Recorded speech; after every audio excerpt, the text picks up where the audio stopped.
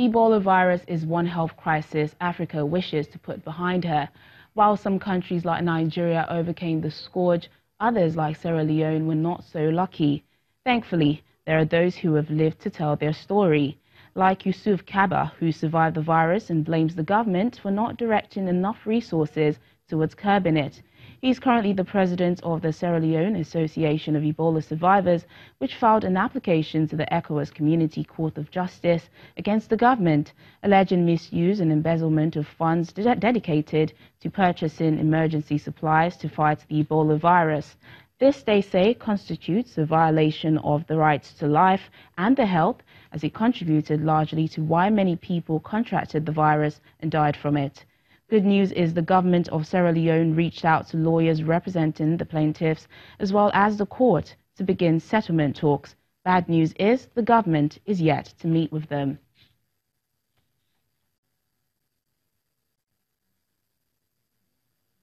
Joining us now is Sierra Leonean Ebola survivor Yusuf Kaba and lawyer for the Sierra Leone Association of Ebola Survivors, Yasmin Jusuf Sheriff.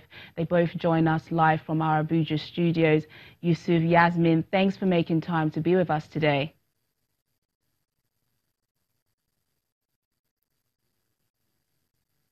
So let's begin. Yusuf, tell us about your experience with the Ebola virus.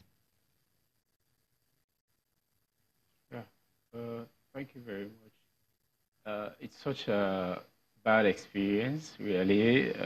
It all started the 24th of May, 2014 in our country, wherein we lost a huge number of our citizens, Sierra Leoneans. I became infected. I lost good family members. I lost friends. So I was confirmed positive on the 6th of October 2014. From there, it all started from that, and I suffered the heat. Likewise, other thousands and thousands of survivors, because the total number is 4,052 in Sierra Leone. So I was admitted at PTS with others. I was discharged on the 29th of November 2014. Yusuf, I would just like to ask, after you were discharged, were you given any support on how to go forward? Well, it was not like what I was really expecting, because after all what I lose, also other members of my constituency, members of the Sierra Leone Association of Ebola Survivors, after we were discharged, promises were made that they will take care of our recovery needs. What I mean about the recovery needs, both the healthcare and the livelihood, but like those needs were not met really to our expectation. So we are still going through challenges, difficulties. So that's why we are asking for provision, we are asking for support for us to get a better life as victims. Well, the numbers are quite high. More than 8,000 people were infected with the virus and more than 3,000 died, Yusuf. Do you really think this was a result of negligence on the part of the government, the diversion of funds? What makes you think so?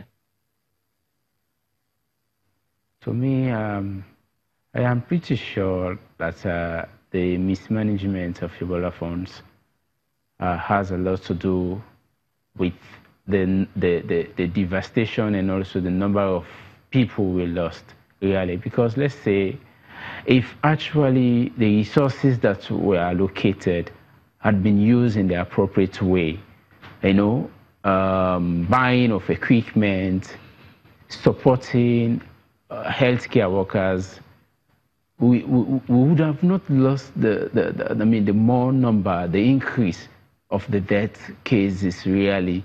Let's say, I remember in my own time, my own days when I was at the treatment center, it came to a time wherein the health workers, they sat down. They call it a sat-down strike because of they failed to pay them their risk allowance. So those were all contributing factors. If they would have used the resources appropriately, believe you me, more people would have been survived than those we are counting on as death cases. Yasmin, I would just like to come to you. You're Yusuf's lawyer. How did you become interested in the case? Well, I've always been interested in human rights issues for several years in Sierra Leone. And also, I think it's also very much concerned about looking at issues around how to hold the government accountable, the people that we elect to lead us and to help us to achieve our national and individual goals and dreams. And I think that the Ebola virus disease experience across the entire Manor River Union was such a traumatic one for everybody, really. For not only those who were infected, those who were affected, those who survived, and those who had to live through and watch very closely to see how our government was handling and fulfilling its obligations and its promises to the citizens. So I think the question of examining and looking back to ensure that we wouldn't have a repetition, to ensure that there's proper care taken and provision for those who were so devastated, who were worst affected, is where really my interest in looking at issues of accountability for what happened, for this very traumatic event, to ensure it didn't happen again. That's where it came from. Yasmin, as a final statement, what do you want, what's the outcome you want out of this? What's the end game? I think on behalf of the survivors, the more than 4,000 survivors, what I think SLAES, the Sierra Leone Association of Ebola Survivors, is looking for is for a real, actual, commitment and for resources to be put into supporting the long-term needs and the long-term issues that affect survivors. That they have long-term health needs where, when the epidemic went off the headlines, maybe many people forgot, but there are 4,000 people, families who are so affected, who have to live with the long-term effect, the health effects, the social effects. There's a lot of discrimination. There's a lot of people who have lost their livelihoods, who don't have the skills to retrain and to readjust to live in the post-Ebola society in which we live. And I think what we want really is I think what the Ebola survivors are looking for is that their long-term needs should be addressed and that we should have a new system of government in which the government can be held accountable and is ready to put the care and welfare of its citizens first in everything it does. Thank you, Yasmin. Let me go to Yusuf now. You're the president of the Sierra Leonean Association of Ebola Survivors. Yusuf, what do you want out of this? What outcome are you hoping for? It's just the same, just like what my lawyer has just stated. We want provision of health care because currently, as I'm speaking, colleagues in Sierra Leone are dying. Some are blind. Some have infertility management problem. Some has erection problem to the male survivors. The female, they have abnormal menstrual problems that they are suffering from. The joint pain is severe always. And besides, we want a system that will make better recommendation or guidelines as to what are the kind of cure, what are the kind of treatments we require for most of these complications we are going through.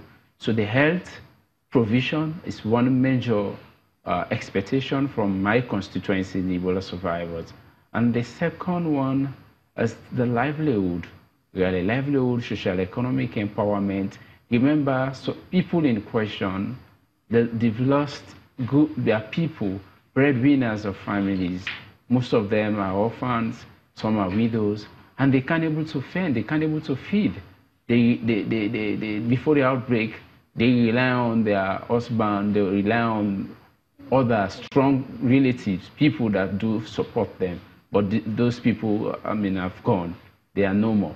So we want livelihood and economic empowerment for the people in question. We want, I mean, allocation of a trust fund that will look into most of those issues I've outlined, like Ebola-related issues. The orphans are there. Yeah. They need scholarship opportunities. You know, they've lost both parents. They are struggling. We have thousands of them really that are suffering Yusuf. In Sierra Leone. Okay, at this point, Yusuf and Yasmin, I would like to thank you for joining us on the program, and I do wish you luck in your future endeavors.